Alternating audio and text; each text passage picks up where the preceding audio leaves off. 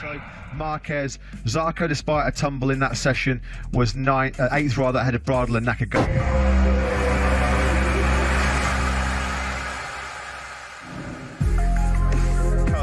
All in this one. In fact, let's bring you the full rundown of riders that can advance. 2 riders from this list will go through into Q2. I mean, Steve just mentioned some of the names in that list.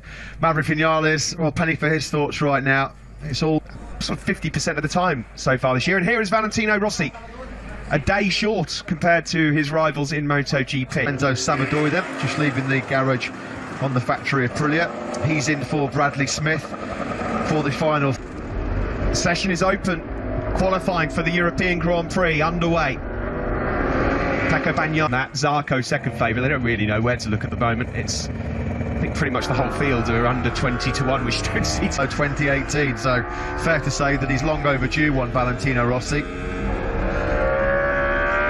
End to the session just a moment ago. Started to get stronger, closed that gap down. Bit of a twitch there though. He's gone for a medium front of Teruel to end that brilliant run with back-to-back podiums. Valentino Rossi would love in the remaining podiums in MotoGP. It's a pretty well-worn Michelin soft rear rain tyre Valentino Rossi's got in the back of that Yamaha 30. Perfect in the rain conditions in France. What has he got on the table to try and get himself into that second? We told you a little earlier on, if you're just tuning in purely for qualifying, it has been finally announced that the Sponsorama racing team will feature in 2021. It's sounding like Luca Marini, Matt, is going to be in the Sky VR46 colours as well. This is all part of the Sponsorama racing team in 2022. Lorenzo Savadori there, the Aprilia. I remember from commentating back in Superstock 1000 Cup days, he used to be pretty good. I also do remember actually of winning it, so I'm sure he'd probably rather I didn't mention that. But he is pretty solid in the wet, so let's see how he can get on. Mentioned the news is finally out. Marini and Bastianini are going to be the lineup for next year. That sounds very exciting indeed. Still sitting here waiting to go out. He was really strong in previous sessions in damp conditions. Can you tell us? In Misano, just before practice, and nothing. We've been a bit stressed preparing the bike, but my team has always. Were you there cleaning yourself, like cleaning bikes and vacuuming? You look a bit OCD like me, like most riders. It's one of them, so try to give the best. Speaking of your team, can you give us a few? Very pleased to race next year with 2 Italian young, strong riders that now are fighting with for the Moto2 top young riders in the intermediation category. Very happy to have 2 Italians because I'm half Italian and a strong team, young, strong team. Okay. Best of luck in this session. Thank you. Thank you very much to Ruben Schacht. Here we go then, 10 minutes left in the session. Rossi, the 8 ball on this lap, 1:41.791. He's gone over a second clear of Rossi with 6 minutes of this session completed. Miguel Oliveira is 4/10 quicker than he set in FP4 just a moment ago. A great lap, but as it stands, Bradl, the top 2 men are well clear at this stage of this opening qualifying session, and Oliveira trying to eke out his up. Was it just starting to rain again there, coming out of turn 6? There's no surprise, Matt. Out of our commentary box window, there's a massive rainbow appearing because it's sunshine is able to advance through to Q2. Yeah, because it'd be at the expense of some big names, wouldn't it? Alex Marquez, who was good in rain, but he's almost a second slower than Miguel Oliveira. In fact, there he is on the number 9 machine, just behind Oliveira's KTM. And it's just got him into some great rhythm. The bike's set up perfectly. He's feeling pretty comfortable. He looks very comfortable as well. Evan, that's now 6/10 clear of Stefan Bradl. Smashing it, isn't he, Oliveira? Absolutely in a different league right now. At the moment, Petrucci comes in straight onto his second bike. Here's Maverick Vinales then. He wants a new rear tyre. Yeah, he was pointing, wasn't he, throughout the end then. They're a man down mechanic wise here this weekend. There you go. To 1 by 2/10 of a second. They managed to get the bike repaired, and he's on the anywhere near close enough to challenge Oliveira or Bradl. Zarco though is not far away. Likewise, Pecco Bagnaia looks like he's headed in a similar direction. Yeah, there's Alex Marquez, then the Moto2 World Champion. So Alex Marquez, right now, as it stands, missing out by just 1 spot. Bagnaia then goes into second place. No, it's not. It's really close, isn't it? That scrap for second. Yeah, the battle for second's really, really hot. Oliveira, Avadori as well, he's just had a time that's put him ahead of both Maverick Vinales and Tito Rabat, so he's doing an excellent job right now. Fastest first sector's Petrucci come to the party as well, because at the moment, way down in 8th place, and if you just said to somebody outside the circuit, well, it's wet, not threatening. Guys, I just saw Petrucci not long ago come in, jump on another bike, go straight back out with from this session, because he's got some pretty hot competition. Alex Marquez now trying to force his way back into the top two. 41.484, and Oliveira finds yet more speed, down to a 47.71. Is looking like he might well go back up into second. What happened there then? He does. Bradl's gone second with a 41.010 with potentially 2 more laps at it. Certainly this one. Vinales has now been relegated down to last place. We can hear the wheel spin on in our ears from the side, the microphones at the side of the circuit. Because half of this circuit is starting to dry up, has got to find time in the final sector to try and challenge for the top 2 spots. Zarco again is going for it. Just over a minute left in this session. Cal will get across the line. He was close. A 41.3. He gets one more chance now. It doesn't look like anybody's got any. It's very much advantage Bradl. There's nothing going at all on our timing screens in terms of people that would be threatening Bradl's 41. I mean, as it stands, he would be, in normal circumstances, starting the Grand Prix from the back of the grid. Can he improve on that? He does, by a couple of... He's got one more lap to go. He does! Wow, what a final sector from Zarco. And was that Petrucci in the background there, just getting over the line for one? Only Savadori and Rabat are behind the Italian. It won't be Crutchlow who advances. His lap is gone there in sector 2. Yeah, and still nothing happening at the moment for Petrucci. Been keeping a very close eye on him. Vinales looking to try and improve his lap time. Is there anyone here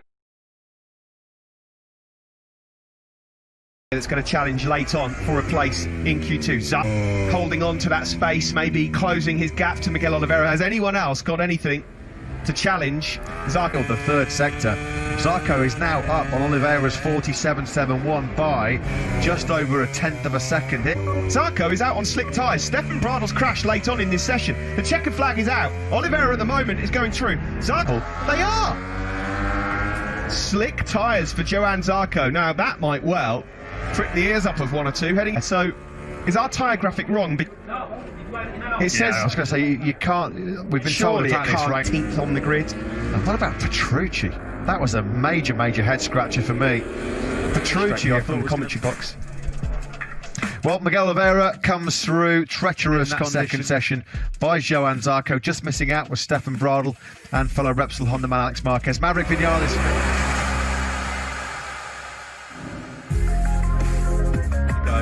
Does that mean that he features strongly here in this session?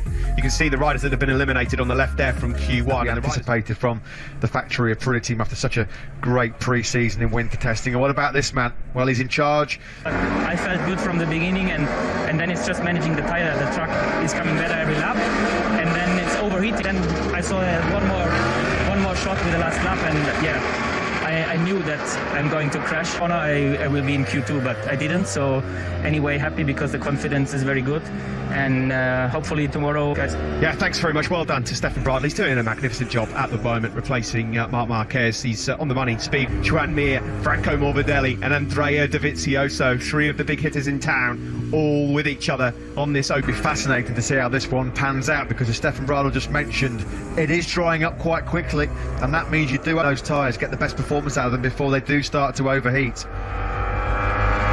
Franco Morbidelli pole in Valencia.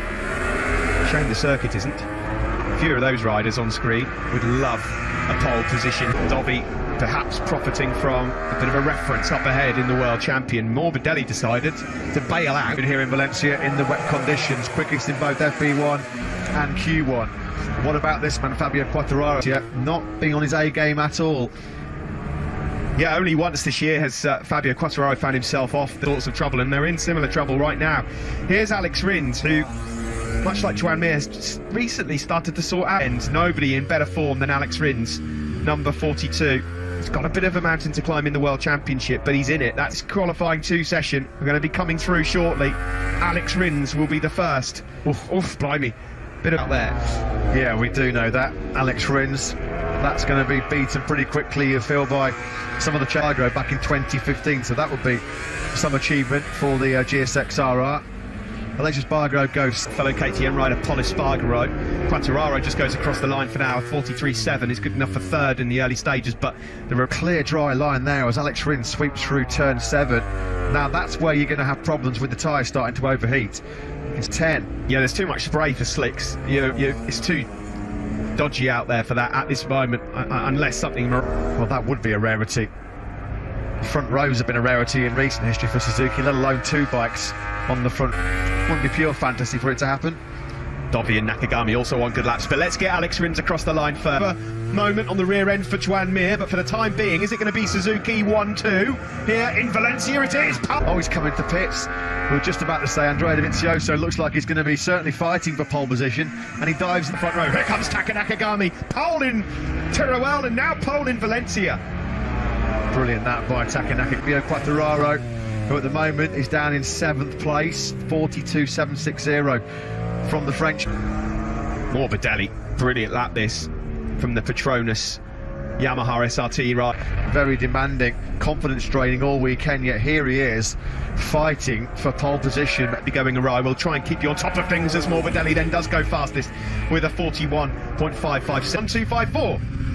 Now, as yet, we have not seen anything of Jack Miller. Now, is the Aussie waiting as long as he possibly can? You can see there's still far too much spray being kicked up on the start-finish straight. It would have been, not to put it past him, because bold is a word and a vocabulary that you use quite a lot to describe young Mr. Miller. What Ken Downey is in 8th place, which is not a lot of time splitting them, especially in wet conditions. It will be Dovi right now 10th. So he ought to hope that gamble to come in on that.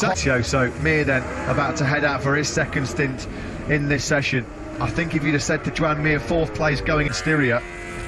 Brad Binder, worth reminding you all that he will have to take a long lap penalty for his misdemeanor. The South African who's not found himself in Q2 all that often in 2020. Look at this from Nakagami trying to strike back again on Rins. He's in this session. 41.618 is the best we've seen from Nakagami. Confirmed recently, of course, on a new 2-year contract. Coming over the crest, wheel spin city through turn 13. And he's nailing this.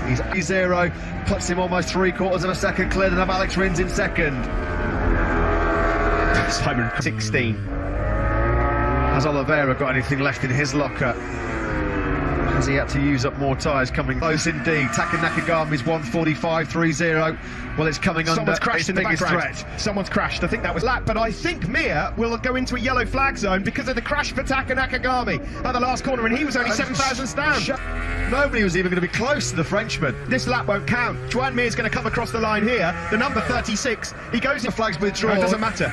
It doesn't matter. Wow. Hasil Esparagaro now is about to come across the line as well, and he's in contention. He's not far away. 10th of a second at one point. Alex Rins then quick through the first 2 sectors yet again. So is Pol Esparagaro. Suzuki on the by over 1/4 of a second. Pol Esparagaro. He's pole! 44.434. But what about Zarco and Rins? Here comes Rins again. French talent taking pole position in MotoGP. Today it will not be Fabio Quartararo. He's floundering again, and no, 4th will be the best for him. Here comes Zarco though. Is it a sensational pole? The flying Frenchman comes across the line. It's not over yet though. Oliveira is also up in sector 1. How much time was Zarco losing in the 4th split? Oliveira is looking like this is going to be Pol Espargaro's pole position.